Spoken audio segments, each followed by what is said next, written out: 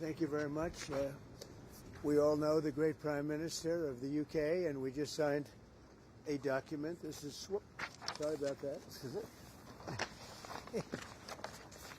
A very important document. Little windy out here. Give me that one. We just signed it, and it's done. And so we have our trade agreement with the European Union, and it's a fair deal for both. Going to produce a lot of jobs, a lot of income, and we have many other ones coming. But you see the level of enthusiasm is very good. But the relationship that we have is fantastic. So I just want to congratulate you. Well, Donald, thank you very much. This now implements on car tariffs and aerospace, our really important agreement. And so this is a very good day for both of our countries, a real sign of strength. So thank you again, Donald. A really important day for both of us. Great people. Great people. Has anything changed in the agreement since you spoke on the phone in Trump the Oval Office? Not much. Nope. Not much. This is implemented. Can I ask you a question, please? G7 leaders are calling for de-escalation in Israel and Iran, but you are the key to unlocking that. That's right. And here I am. And here you are. Yeah. So can I ask you, sir, have you spoken to Prime Minister Netanyahu? When might you speak to him? I've spoken to everybody. What will you say? Israel is doing very well, as you probably noticed. And I gave Iran 60 days, and they said no. And the 61st, you saw what happened. Day 61. So I'm in constant touch. And as I've been saying, I think a deal will be signed, or something will happen, but a deal will be signed. And I think Iran is foolish not to sign one. Mr. President, Iran is accusing Netanyahu of attacking them to deliberately derail your nuclear plan. What do you say to that? Do you think that's No. And Look, Iran should have signed the deal.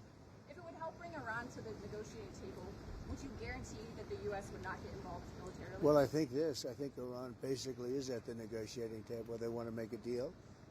And as soon as I leave here, we're going to be doing something. But I have to leave here. I have, this commitment. I have a lot of commitments. I have a commitment to a lot of countries, including the UK, where we just signed our deal. Mr. President, where are you settling on steel tariffs with respect to the UK? Are those going to zero, or are they staying? We're gonna let you have that information in a little while. Russia-Ukraine talks, sir, on U.S.-Russia talks, when will they restart? They're starting already. Mr. President, do you agree to the European push to apply more sanctions on Russia? Does the US support that? Well, Europe is saying that, but they haven't done it yet. Let's see them do it first. You told me earlier that you could sanction Russia. Why wait? Why wait to sanction them? Because I'm waiting to see whether or not a deal is signed. Can you guarantee the UK won't be subject? And don't forget, sanctions cost us a lot of money. When I sanction a country, that costs the U.S. a lot of money, a tremendous amount of money. It's not just let's sign a document. You're talking about billions and billions of dollars. Sanctions are not that easy. It's not just a one-way street. Mr. President, on August, the submarine agreement, is that still proceeding? You've initiated a sort of review of that. Yep, we're proceeding with that. It's a really important deal to both of us. I think the President is doing a review. We did a review when we came into government, so that makes good sense to me. But it's a really important... We're very long-time partners and allies and friends, and we've become friends in a short period of time.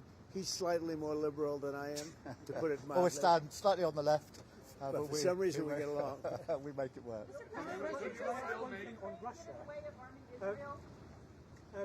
There's quite a few British voters who worry side more with the Russians over the Ukraine war. Can you reassure them? No, I don't. No, I just, what I side on? Saving lives. I only care about saving lives. We have nothing to do with it except that Biden stupidly let us get into that mess and gave him $350 billion. $350 billion. And yet, despite that, you saw how we did in the Middle East. We took in $5.1 trillion. We have $15 trillion almost, looking around that number, going to be invested in the U.S. So the money is not the thing in this case. It's 5,000 young people are being killed every week in Russia, Ukraine.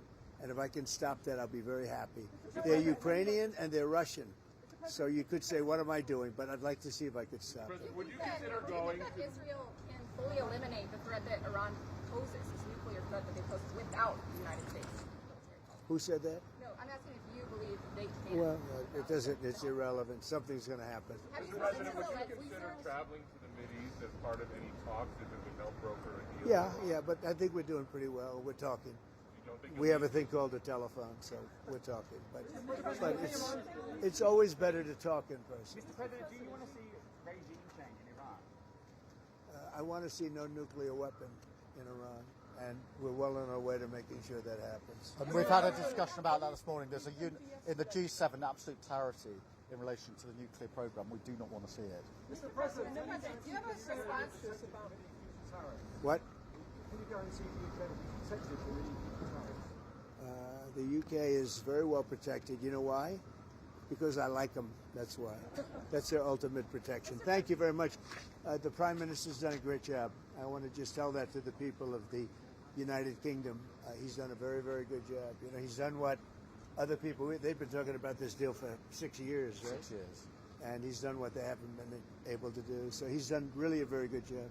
What is your response to Tucker Carlson criticizing you, saying that you're complicit in the war? I don't know what Tucker Carlson is saying. Let him go get a television network and say it so that people listen. Thank you. Thank you. Before your pilot? Yeah, a lot of them. Japan? A lot of them. Could happen. How do you know the Japanese, sir? Well,